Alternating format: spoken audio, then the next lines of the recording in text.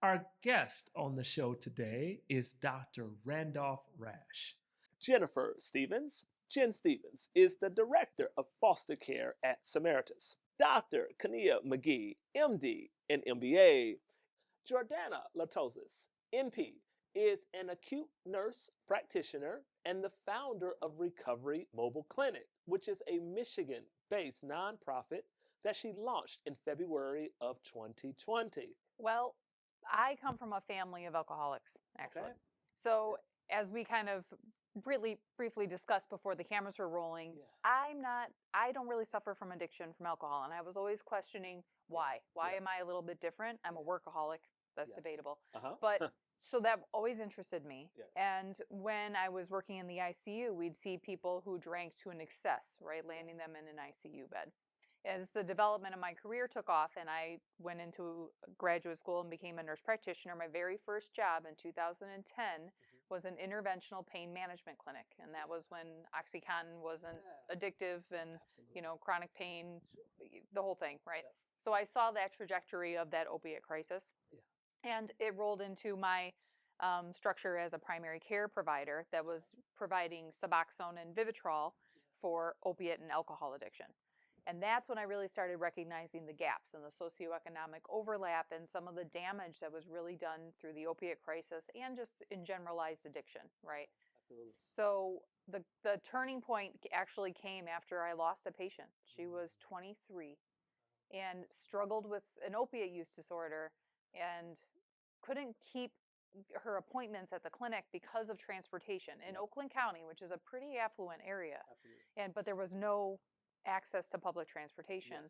Yes. And she lost her battle. She overdosed and died at 23 years old. Yeah. And she got there after the sad history of, an injury when she was 15 as a track star, right? Just every parent's nightmare. Sure. So I went home and told my husband, this really shouldn't happen in the U.S. in 2019 at the time. Yep. Why is this happening? And he kind of mentioned it as a joke. He's like, you should put a clinic in an RV and drive it around. And I can sell you one, Right. Yep. So that trajectory really kind of grew the mission because we knew we had to do more, right? Yeah. Medicine has to be more responsive to the patients that are struggling. Yeah. And that's not just with individuals with opiate use disorder, that's stimulant use disorder, and the most common, which is alcohol use disorder. Yeah, Jordana, that's incredible. So the mission, derived from family, understanding that, hey, there's folks in my family that are suffering from alcohol addiction. I'm not one. What's going on? What's deeper? And then the science and the medicine of you actually working in the ICU and being around folks. And then condolences to the loss of a client, at such a young age who unfortunately did not have the access to care.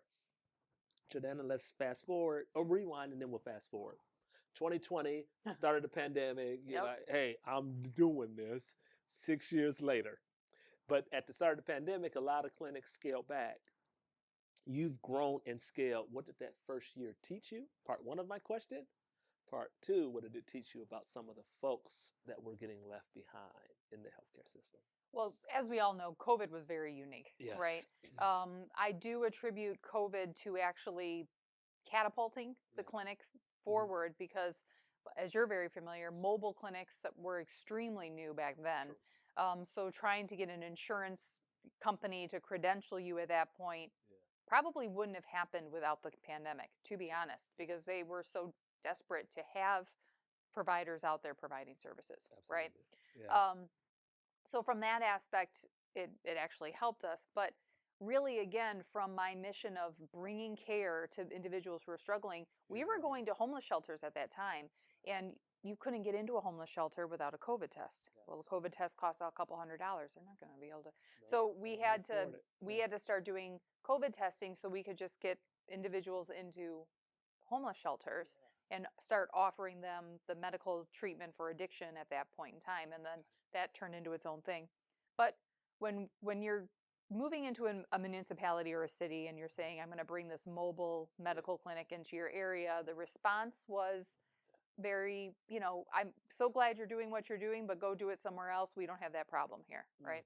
Yeah. So when you were able to address an immediate need that they had, which at that time was the COVID test, the story changed. Definitely. Now all of a sudden I was the solution, not, I joke, the Pied Piper bringing the problem with me, right? Exactly. Right. So we learned from that. We Definitely. lead with a lot of primary care and mental health gaps. Yep. And then, oh, by the way, it's the same population, right? We're Absolutely. still seeing the individuals that are struggling with opiate use, alcohol use, and stimulant use disorders. So we're not as scary. Yep. We're an immediate response to a solution. And we've taken that model and really run with it, because what we've actually discovered over the last 6 years is there's so many other holes in healthcare that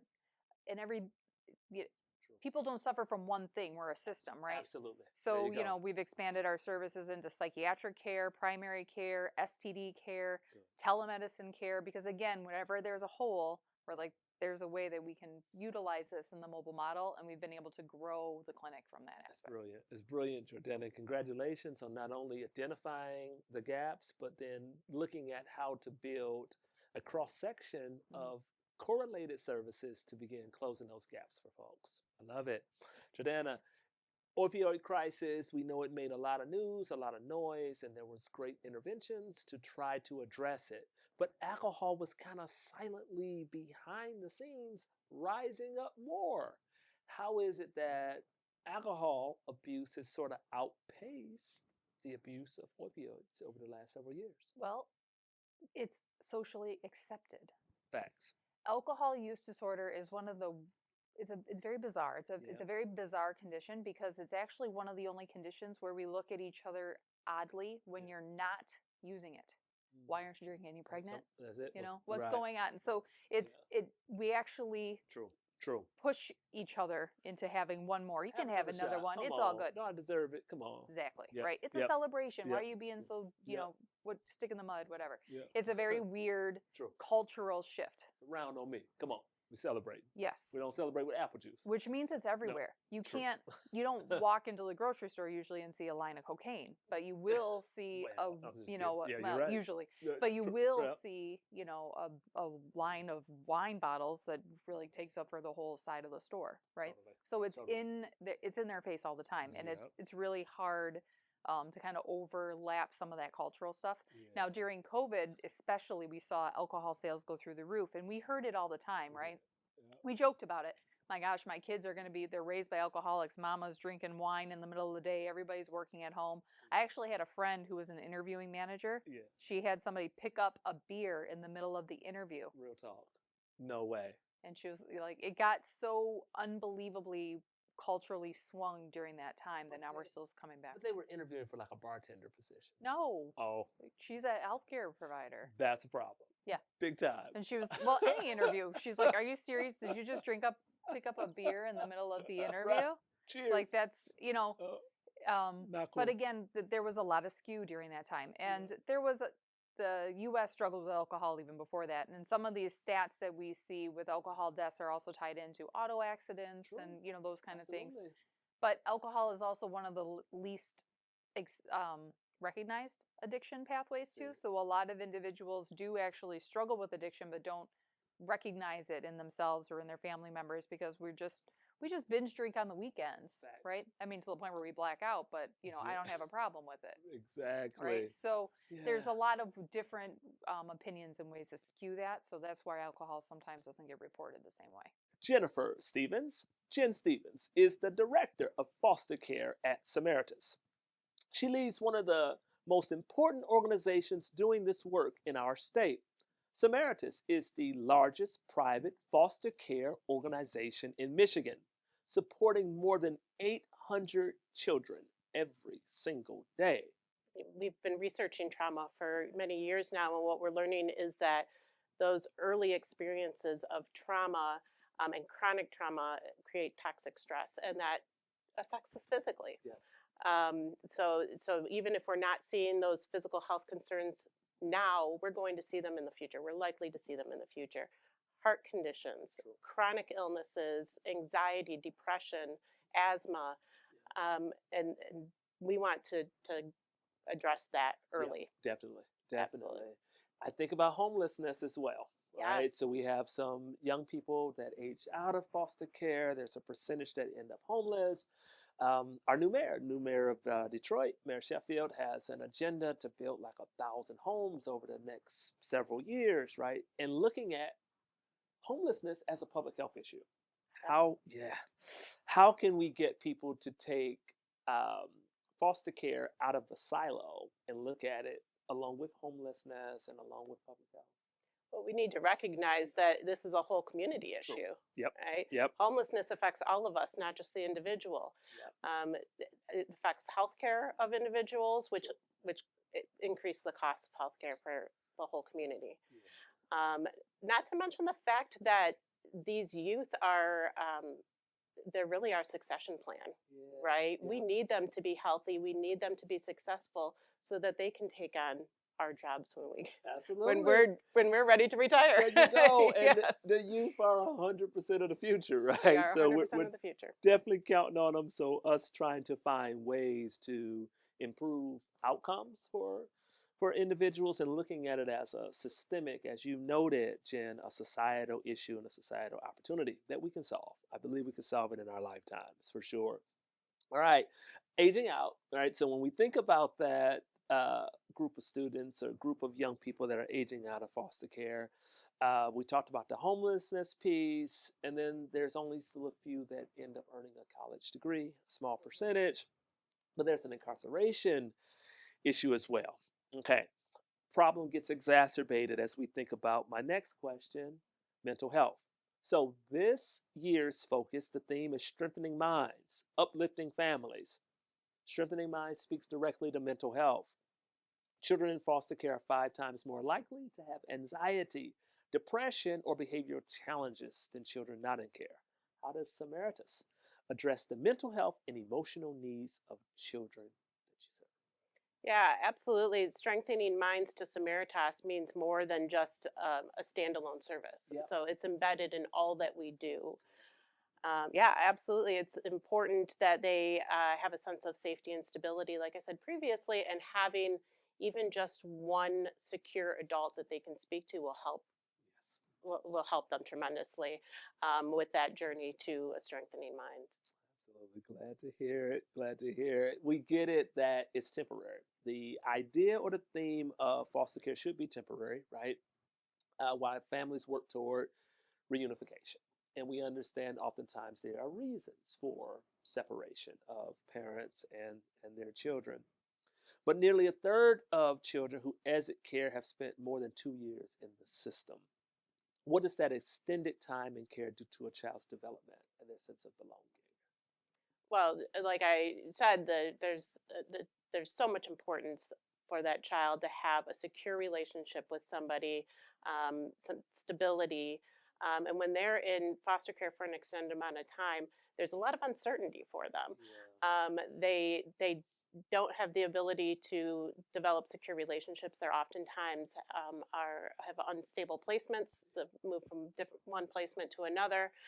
The longer they're in care, the more likely that is to happen. They have different people in their lives, different foster parents, different caseworkers, different resource providers, mental health providers, doctors. So there's a lot of disruption, and they don't get to form those secure relationships, which are so important in their development. Absolutely. And they're moving towards independence someday. Definitely. Okay, Jen. So I like where we're going. I'm going to bring us up. Yeah. Wild card question before our last question before commercial. Give us a success story, Jen. Give us a success story over the years that you've worked with Samaritas in view of families and perhaps reunification. Well, thankfully, we have a lot of success stories. Right. Not as many as I would like, but we have a lot. I mean, we have worked with families where we were able to reunite the children with the birth parents. We've seen a lot more reunifications with fathers, which is incredible. We love bringing dads into the picture or keeping them in the picture. We have seen young people grow into independence and go to college, get careers. We run a Michigan Teen Conference where we bring those young people back to speak to other young people, and they become public speakers. That becomes their job. So we love to support them in that way. And we also do adopt children to families, and they get that secure setting that they've been looking for. Hey, this is good. Good to know. You work closely with the families, Jen, the foster families and the children that are caught in between their foster family as well as the biological family. What's one thing you wish the public knew or understood about the parents whose children enter foster care and the work it takes to bring families back together? Because there's a lot of course, stereotypes and thoughts that folks may have, and maybe some unfair judgment. Yes, oh, Yeah. absolutely, I agree. One thing is that parents love their children. No matter their circumstances, they always love their children. Yes. And typically, the parents that we're working with in foster care are ones that have experienced significant trauma themselves. They didn't get the intervention and the resources they needed to be successful parents for their children. And if we look at it from that lens, I think we can help more parents, provide them the support that they need. Definitely. Very good. So I like what you said. You talked about love, right? And we understand that, yeah, there may be some challenges, there may be some issues as related to incarceration, for example, right? Or issues with mental health, right? Or substance abuse. But understanding that a lot of people have children young and life is a trajectory, right? So just because a person has a challenging start or the start to their children's lives is a bit challenging, you've got some great success stories Yes. about how Samaritas helps families to unify and move things. Dr. Kania McGhee, MD and MBA. You know, when I first went into medicine, I think what medicine prepares the individual for is that specialized one-to-one care that we provide patients. But what I have done in my career was to take a step back because there's only so much that we can do face to face during a medical visit, but what more can we do to support our communities? Yes. And so when I think about the work that I'm doing around equitable outcomes, Yes. we know that there are other important professionals Sure. that Sure. can help. Mhm. And so while we have physicians and certified nurse midwives and other providers in the healthcare system, we also have those who are working out in community. So if we think about community health workers, or we think about doulas, and I'll just use doula as an example. Doulas can support patients in the prenatal component of that pregnancy, so helping to go to visits.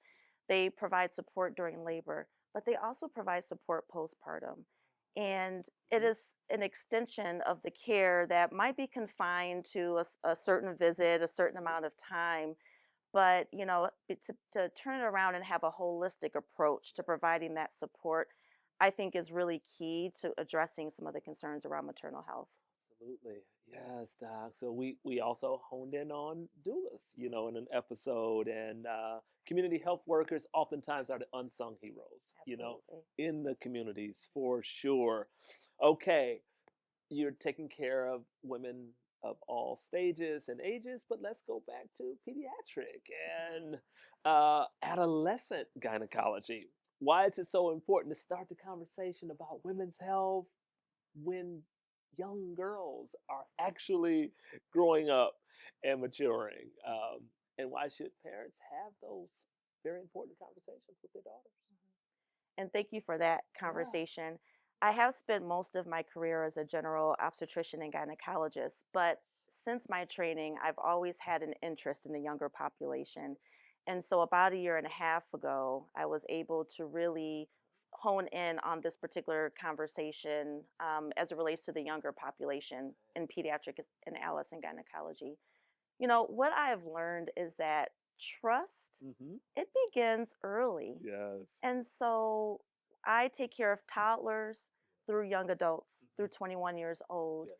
And so that trust is not only with my patient that I'm caring for, but it's their family as well. Absolutely. And so that is an opportunity to really begin to open up conversations about things that may not always feel comfortable Yeah. with individuals or with families. Sure. And Sure. so what I find joy in is as my patients get a little bit older, and that might be different for all of them. I have get it. some that are elementary level that are Uh-huh. beginning to ask those questions Yes. that they might have.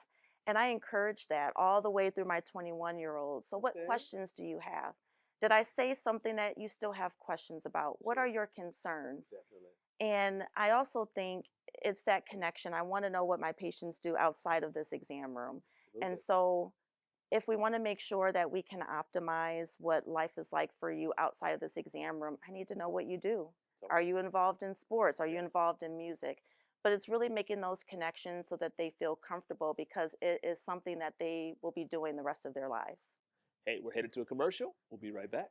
Spring is a beautiful time in Detroit and Southeast Michigan. American Advantage Home Care brings that energy, joy, and vitality of the season right into your home, coupled with skilled home health care services. Our world-class team of clinicians can help you to thrive, maintain, and rebound in the comfort of your own home. Finding a home health care agency more compassionate and caring than American Advantage Home Care is a long